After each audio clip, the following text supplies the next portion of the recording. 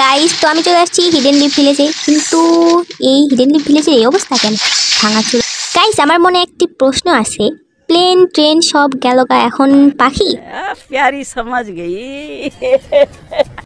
তো গাইস, আমরা অবশ্যই নামবো দ্য হিডেন লিভ ভিলেজে। গাইস, তোমাদের মনে অবশ্যই একটা প্রশ্ন থাকতে পারে, আমি ভিলেজের পিছনে কেন নামতেছি? কারণটা খুব সহজ, কারণ কোচ সবশেষে খেলে। লাগা মেরা মজাক।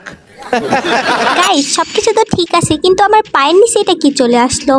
আরে ফুস ফুস হাট, চলে যা। গাইস, ইচ্ছে তো ছিল এই জানালা দিয়ে গোটা কয়েক এনিমি মারবো, কিন্তু এটা সম্ভব নেই, অসম্ভব। এনিমি না পেয়ে হতাশ হয়ে ফাঁকা ময়দানে গান চালার যে ব্যাপারটা,